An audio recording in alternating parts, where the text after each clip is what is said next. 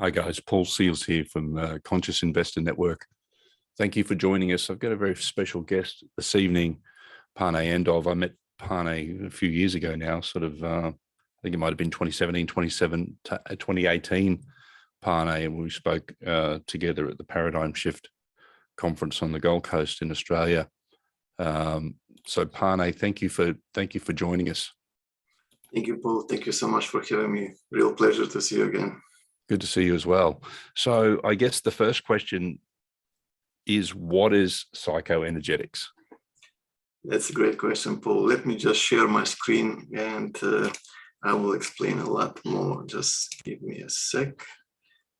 Okay. Just set a few things up.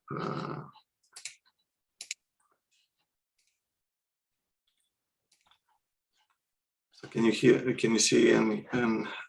everything on my screen, right? Yes. Right.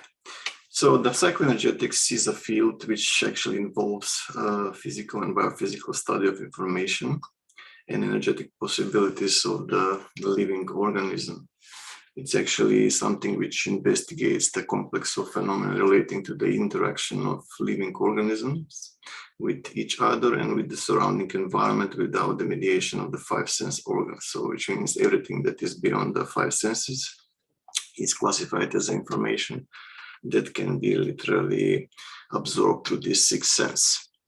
But in order to even start explaining and elaborating more on these energies which are beyond the five senses, we need to literally take a different approach of our own existence, because most of the people that are still not awakened to a certain degree, so to speak, they think that we are only just physical bodies and everything that we see around us is filtered through our minds. But we are a lot more than that. We are not just physical beings living in the physical universe. We are practically a multidimensional beings living in a multidimensional universe, and our true essence is consciousness.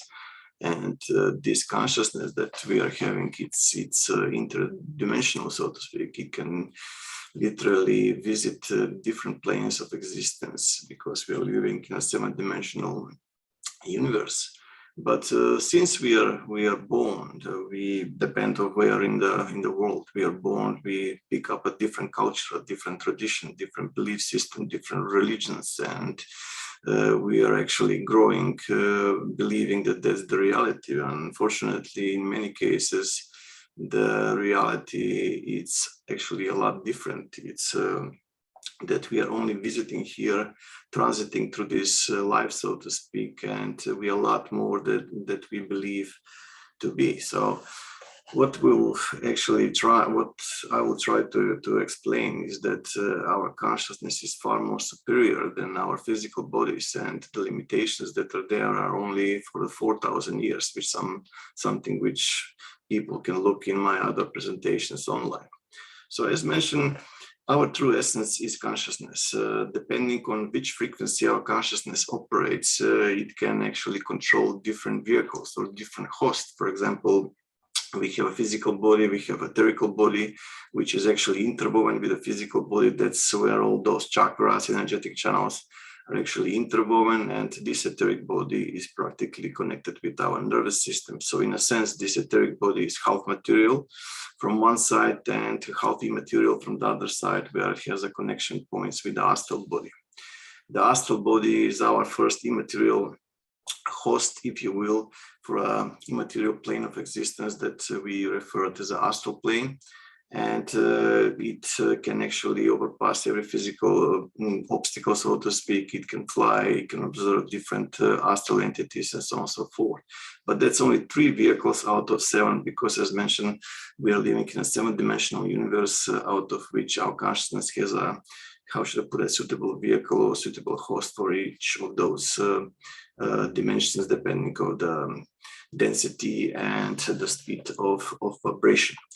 So in order to activate those energies, in order to access those immaterial hosts that actually can provide our short visit to those immaterial planes of existence, if you will, we need to study the energetic structure beyond the physical body. And as mentioned, the physical body is just one host of our consciousness that we are literally operating like a vehicle, like a car, if you will, right? So I will be doing a seminar very shortly in Brisbane. It's going to be on 15th of May. And whoever is interested, it will be in Maxima Dance Studio. And it will deal with all these methods, so to speak, how to develop those energies and how to access those subtle bodies in order to, how should I put it, gain more access to the knowledge of the universe. So it will be covering the sixth sense, the remote viewing, astral traveling, chi energy, flower of life auric field, self-healing, and spiritual transformation. So say a bit more about the sixth sense, please, Pane. Sure. So the sixth sense is something which, how should I put it, it's integrated into the upper dantian. So in a sense, if you observe this visual, the etheric body consists of 72,000 energetic channels, which people refer or call nadis. So all these nadis are connected to 77 centers, out of which 7 are primary, and those are positioned on the spinal cord. However, in parallel with those 7 chakras, there are 3 so-called dantians, or storages of energy, if you will. So in Chinese literature of the Asian culture, if you will, those dantians are literally oceans of energy. And in a sense, the lower dantian, which exists like a 4 fingers below the belly button, is the storage of the so-called chi energy, where the yang, which is the positive polarity of the so-called chi, and the yin, which is the negative polarity of the chi, meet, and they can produce electricity. The central dantian, which is in the solar plexus area, is practically a converter, which one can use during the sleeping paralysis episodes. For example, people that wake up in the middle of the night, they find that they can't move, they can't actually use their voice to scream for help or whatever, and they feel terrified. But in parallel, they're hearing certain high-pitched sound in their ears, like a very high noise, if you will. And all this mimetic vibration can be actually used to convert this Kundalini energy, which is rising during these sleeping paralysis episodes, if you will, in order to depart the physical body, not just with the astral body, but with even higher vehicles which are far more powerful than the default astral body that we are using every night while we are sleeping. And the upper dantian is the storage of the consciousness. So that's where our intelligence, if you will, our awareness exists. That's why it feels that everything that you perceive, not because of you're actually using your eyes, but because that's where the awareness is condensated mostly. So the sixth sense is practically connected with this upper dantian, and by using different combination of breathing, different combination of concentration and effort, we can actually achieve different results. So during the 30s, 40s, and 50s and onwards, many nations around the world, they noticed that there are some children and adults that have been born with extraordinary abilities to use telepathy, to move objects, to get information beyond the 5 senses, so to speak. And they realized that our consciousness and our brain is far more complex than we think. And they created something which is called Zener cards, or ESP cards. They consisted from 5 symbols, from square, circle, plus, wavy line, and star, which were used as a testing tool of the gifted children and adults in order to test their clairvoyance level, if you will. And it turned out that all this research went underground, if you will, in the CIA and KGB facilities for the people that have really, really powerful, how should I put it, psychic energies. So I've been studying this over 30 years, and when I started training, my training was very short, about half an hour to 1 hour. And then I started pushing from 2-3 hours to 5-7 hours per day in my youth, so to speak, until I started to notice that the blackness in front of my closed eyes is shifting. And then instead of blackness, that I can actually see pretty much the same clarity as I can see with my physical eyes. And I was keep on pushing until I started to realize that I can literally depart my physical body and project on the astral plane and observe from there. And the more I was practicing, and the more I realized that the more I'm doing this, I was able to stay in the astral dimension a lot longer, because previously when I was achieving astral traveling, the out-of-body experience was lasting very, very shortly, so to speak. It was very short. It's like, I don't know, 15, 20, 30 seconds, 40 seconds, 1 minute, and then my concentration cracked down, and I was returning to my physical body. But as I started to do all these practices, I realized that my consciousness is adapting, and it's actually becoming stronger and stronger. And that actually provided 2 hours and hours of astral traveling as a result. So in a sense, the secret government, if you will, or the shadow government has been dealing with this phenomena for a very, very long time. And obviously there is certain part of our genetics, if you will, which is responsible for this kind of effects, if you will, which they are studying, and they were actually calling this the meta gene. And by using these practices, if you will, you literally go beyond the 5 senses in order to sense the shape, the form and everything, and then it goes to telepathy and many other things. And there are other tools that can be used, from different colors to numbers, and similar things. It all depends what the practice is, and sometimes you can even attract things or move objects. So, in a sense, like people experiencing remote viewing, something which I will talk in a minute. When the mental screen activates, if you will, or the astral membrane more accurately, that means that it's no longer dark, but it's becoming, lighter, and you start to receive visions because of the dimethyltryptamine or the DMT inside the pineal gland. So all those perceptions which are beyond the 5 senses, they can be literally diverted, if you will, in order to just randomly receive visions from the astral dimension. Or so, you can literally concentrate on the object which is nearby and start to detect simple symbols or colors, and so on and so forth.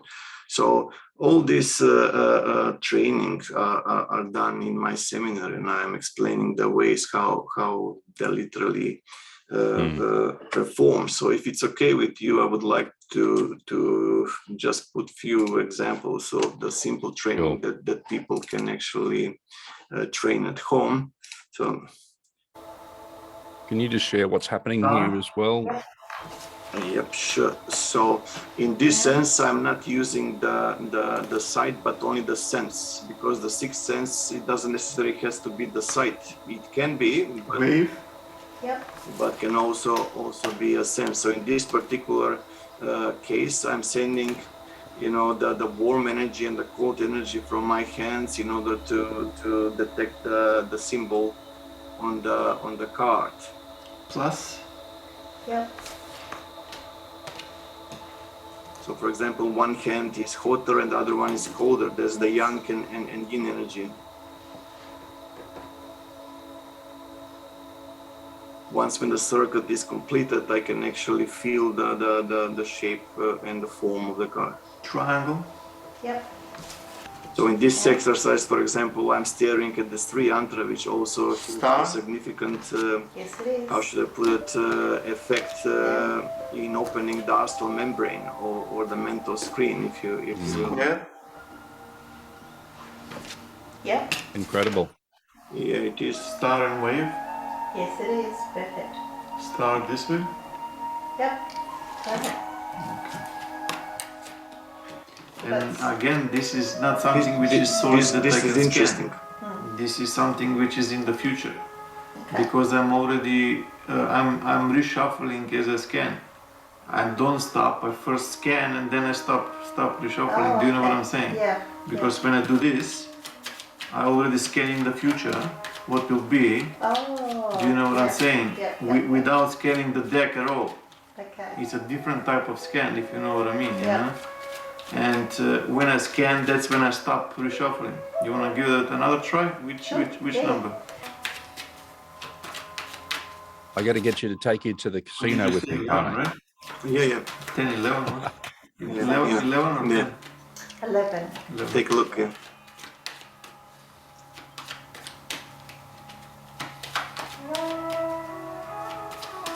Square.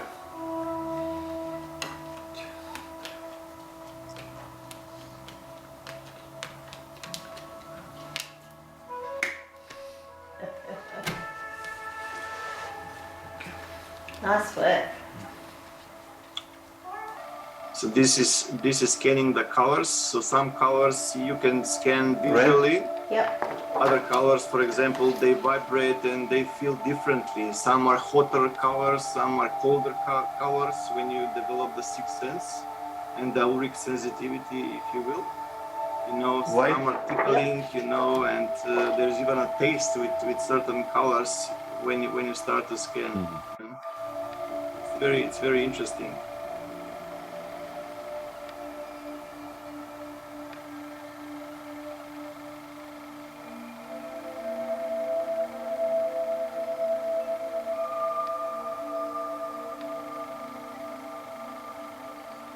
Black. Yep. How cool was that? No problems there. So this is, for example, different type of training. For example, when you use your chi energy to move through your etheric body, and then direct the chi energy straight forward. This is from a few meters of distance.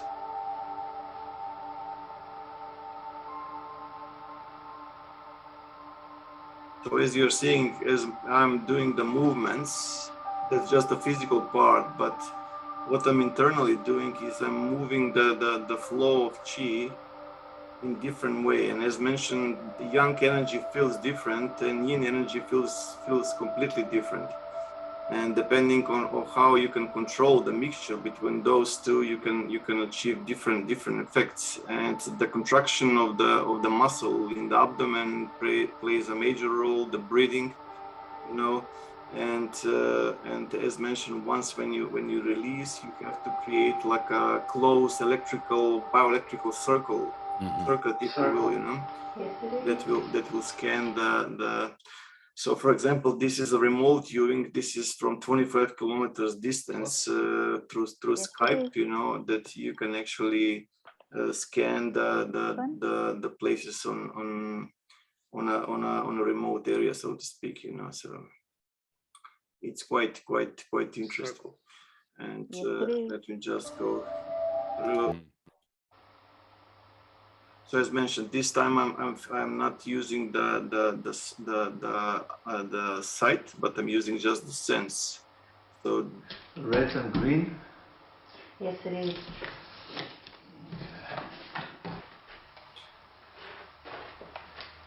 so once when your inner vision becomes better, you know, you move from ESP cards, which are less mentioned, you know, a couple of how should I put it, simple shapes into numbers and then letters, and then you start reading blindfold, and eventually it gets even better than that, right? So it all depends of the what kind of sense are you using. H. Yes, it is a H. 0. So for example, 0. Yes, it is. Got a wave. Star, the next one. once when you're done with one, and then And the triangle.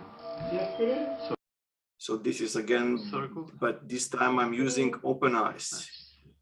I'm using open eyes, which is a lot more difficult than just with closed eyes. So I would, because this is a bit long, I would just try to.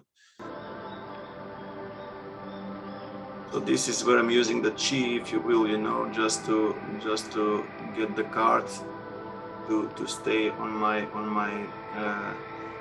left hand. but it's quite interesting. And as you can see now, as I'm pushing,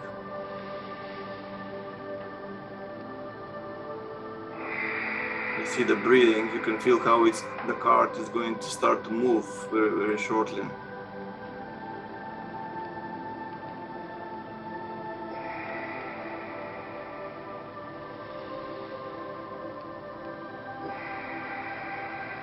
You see?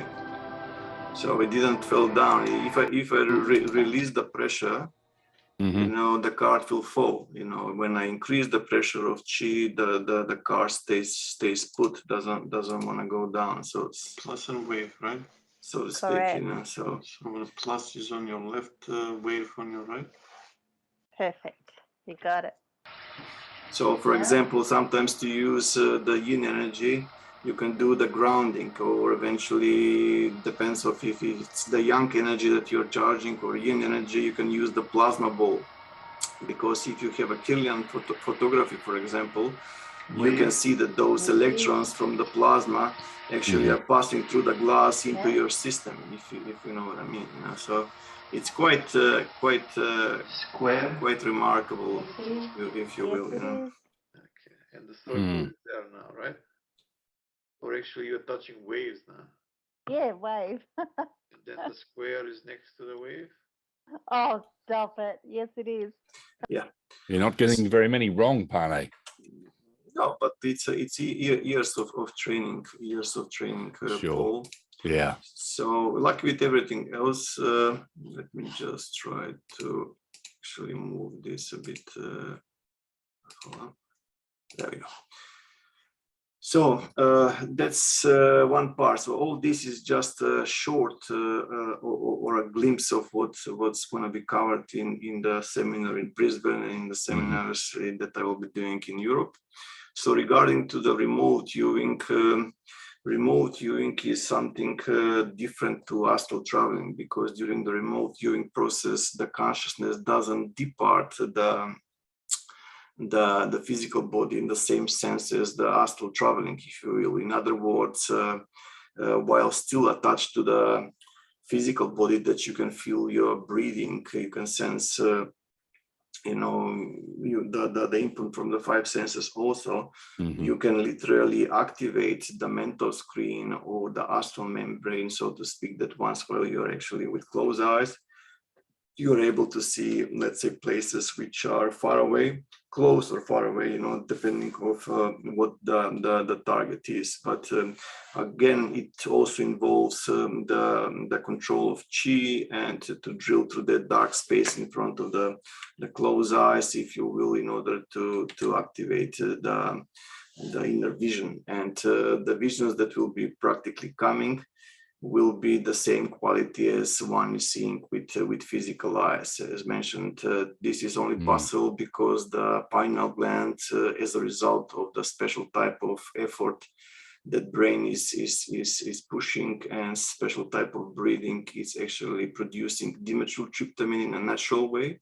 So no need to take ayahuasca, for example, to produce DMT or to get the DMT inside the system. And as soon as the DMT is in the brain and it starts to overflow the brain neurons, the entire perception, the inner perception shifts, and you start to see all these, how should I put it, things which are all around the world or beyond. In others, in a sense, what you're actually doing is the frequency of your brain is actually tuning into 7.83 hertz, so to speak, which is the Schumann resonance, or the heartbeat of the planet, which are now lately they're trying heavily to disrupt that frequency with 5G satellites and so on and so forth, which is a different story of discussion. But nevertheless, if one is able to naturally tune into this frequency, he or she will be very, very close to tune into this astral internet of planet Earth, where he or she can observe places which are either close or very far away, you know, from the point of observation. And the visions can be how should I put it, can be controlled. In other words, instead of just receiving random visions, like someone is putting or giving you motion pictures, there is a way that you can actually shift things, and you can actually observe places that you want as a target. Inside the remote viewing process, there are 3 levels of development. So the first level of development is when you just observe things visually, if you will. For example, your eyes are closed, but doesn't matter, it's not black. You're seeing, for example, vision of place, let's say coals in nearby environment, but you can't hear the sounds of the car, you can't hear people talking and so on and so forth. But in the level 2, which is a bit few months, let's say, with further training and so on and so forth, you start to extract sound from the environment that you're actually doing the observation through the RV. And as soon as the remote viewing gets in that mode, you're able to hear, you know, the conversation of the people, you can hear the cars, the dogs barking, and so on and so forth. And the third level is the sense, which, for example, you are, let's say, observing beautiful, let's say, waterfall in the, let's say, in some part of Australia, and then that vision stays for 3, 4, 5 seconds, then it blacks out for a second or 2, and then another vision appears, let's say, from some village from Tibet or whatever. And then all of a sudden you feel like you have actually, you are observing Antarctica. But since it's very cold, for example, minus 70 degrees Celsius, you know, you start to feel the coldness, which is the result of what you're observing, despite the fact that your physical body is here in Australia, if you will, if that's where the RV is happening. But on the other hand, for example, in your vision, you start to see a couple of people that have put fire, you know, on the beach during the night time. You know, as soon as you get closer to the fire, you will start to experience heat. You know, because as mentioned, there's the third level of the remote viewing or RV, which actually extracts more information, and it's practically like you are there. Depending on how much you can transfer the consciousness, the effect will be different. In the beginning, the visions will be clear, but you will not be there much. But if you learn with time to push the consciousness through that astral membrane, you will be able to astrally project there. But if you don't want to achieve astral projection, you can still, let's say, project a lot more percentage, a lot bigger percentage of your consciousness. For example, if you manage to project the consciousness to about 70, 80, 85, even 90%, it will be like you have put the virtual reality goggles, you know, on your head, and then you're literally observing that environment, which actually very often happens to me when I scan the cars. For example, I scan letters or numbers or whatever, and then in the same time I see different reality, which means different places around the earth and beyond. So the next thing that I will be covering on the seminar is astral traveling. So astral traveling is something which, as mentioned, it's quite popular nowadays. It was very a taboo topic, so to speak, like 30 years ago when all this research started. But there's now developed, there are many so good, how should I put it, very good Facebook groups around the world, which are, you know, hosting people, and people are sharing their experiences, and more knowledge is coming to the people. And what it does is that our consciousness shifts frequency, which means it can literally depart the physical body, and using the so-called astral body, it can project on the astral dimension or on the astral plane. So what is quite interesting is that in contrast with the other higher subtle vehicles, if you will, the astral body keeps the photonic signature. So whatever you're wearing while you sleep, you know, if that's the pajamas or something else, it will be visible on the astral body, and on the seminar will provide more evidence why that's the case. However, 99% of the human population nowadays, they are not aware of their presence in the astral dimension, which means as soon as they fall asleep during the evening or night time, you know, they black out, and during the blackout, the consciousness shifts frequency. It actually, the astral body departs the physical body and projects on the astral plane. However, there is very little to non-awareness of the happening. Sometimes there are some dreams, sometimes there are lucid dreaming, and even sometimes short out-of-body experiences. In contrast with just normal sleep, where when one doesn't experience much of awareness on the astral dimension. The art of astral projection teaches how the consciousness can consciously depart the physical body and project on the astral plane and extend its stay there and observe what is happening. And even by using more subtle vehicles, one can literally depart the planet, engage into more interesting research and exploration of the universe. Imagine how different people's life would be if they have the access to this knowledge and abilities, if you will, the interaction with the interdimensional beings, with extraterrestrial intelligence, and so on and so forth. So regarding to the dreams, I will explain exactly what is happening during the nighttime and how certain type of orb and plasmic, let's say, manifestations are literally affecting our consciousness in a wireless way. So in a sense, there is no silver cord which connects the physical body and the astral body, as many people believe. And then the belief is that this silver cord exists at the solar plexus area of the physical body and solar plexus area of the astral body. And supposedly this is an energetic cord which extends to infinity. And once when it's broken, the soul can't return to the physical body and the physical body dies. So that's the general belief system, which has absolutely nothing to do with reality. It doesn't work like that. It's a far more complex dynamic than that. And what we are actually dealing with is that our physical DNA as our physical body, is far more complex. So as we are observing each other, we are only seeing the physical bodies, but we are consciousness. We are a lot more than that. We have energies which are not visible to the five senses and so on and so forth. So is the DNA. So there is a additional 6 duplicates of the DNA, because DNA is antenna. So in a sense, there is like a something effect which is called phantom DNA, which is heavily used by the extraterrestrials during the alien abductions, if that makes sense to some people. Nevertheless, what I'm trying to say, if people report a phenomenon like, for example, in near-death experiences, they've experienced that they're literally flying through a very dark tunnel with a light at the end, and then as they're cruising through the tunnel, they can hear the doctors, come back, wake up, come back to us, which means there is a wireless connection between the physical body and the astral body, which, as mentioned, it's through those DNA material antennas, which are transmitters and receivers, something which I will explain with a lot more detail. So one way to achieve, let's say, astral traveling, astral projection, is to literally breaking the dreaming hologram, because once when we fall asleep, our consciousness is already outside the physical body, inside the astral dimension. The only thing which is missing is the awareness there. But if, let's say, we become aware that we are inside the dream, that we are dreaming, we have about 6-7 seconds of time interval to use this in our advantage, and literally stay on the astral dimension fully consciously and with fully conscious, with full awareness, and take astral adventure.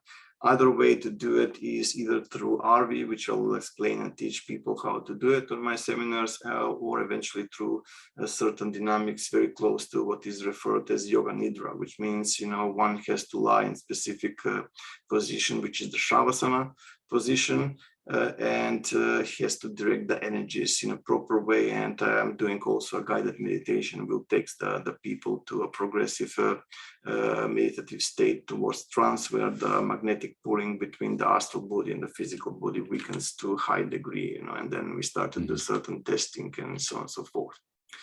So that's about the controlled out-of-body experience. So the real question is about what kind of energies are running around us. So there are many different schools of thought. We have yoga, and they have tantra, they have kundalini, then we have chi energy, right, and Reiki, and many different schools, aspects, perspectives of what those energies are all about. But nevertheless, they all share a common understanding that there is energy which flows freely all around us, not just around us, but through us, and actually connects us to everything that it is. So once when we open up and we start the progressive meditation, that's why the meditation is so important. It's so necessary, because we can literally tune into those outer states of consciousness, if you will, where the perception shifts, and we can activate the Kundalini energy. Once when the Kundalini energy starts to run through those 7 basic chakras, it produces different effects, you know, the consciousness. And once when it starts doing the microscopic orbit, so to speak, one can look it up online, it creates a loop between the chakras and the 3 dantians, which creates a so much more powerful effects, if you will. So there is a very, very specific tradition what the Shaolin monks are actually performing as a result of their training. So their training is developed in a sense, in a physical training, and then in a Qigong, so to speak, you know, where they're actually controlling this Qi energy, and they can literally produce different effects by pulling Yang energy or Yin energy to different parts of the body, where that part of the body can become resistant to a knife, you know, bullet, and similar things. Mm-hmm. So as mentioned, the etheric body is very complex. It consists of 72,000 energetic channels, or nadis, which are also known in the Asian Eastern traditions, which are connected with the nervous system, which I will explain how it works. So there are 8 extraordinary meridians that I will be covering, and they run, for example, with Yin energy and Yang energy, and I will explain, you know, where they are running and how they can be awakened and controlled. Also, I'll be mentioning about the Mopai training and how it goes. There are 72 levels of Mopai, and it's actually internal work of energy. And once when it's awakened, it's transforming the human being in something quite extraordinary. As I mentioned, the Shaolin monks are very, very skilled into this type of energy work that I'm describing.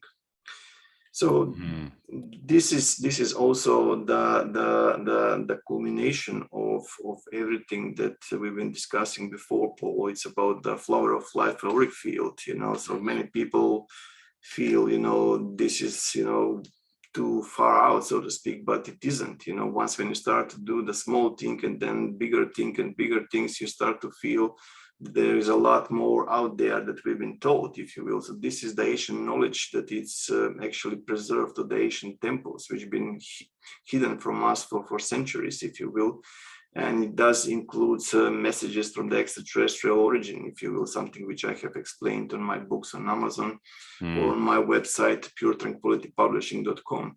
So it's about extending the auric field that we have naturally into 19 spheres of the so-called flower of life, and then creating the so-called star tetrahedron in the middle, which is completely different from what people refer to as Merkaba, which is out there. But this is completely different, because one tetrahedron is an isolator of charge, because if this field runs on Yang energy and Yin energy, by combination of that, it creates like a bioelectrical circuit, as explained, which produces the effects that I will explain. And as mentioned, every person has an auric field around himself or herself, so to speak, which is, as you can see, like a random light of energy, which circulates around the physical body. But if you understand how this energy works, and if you use the Qi energy, you can pump the auric field from irregular shape into a perfect spherical shape,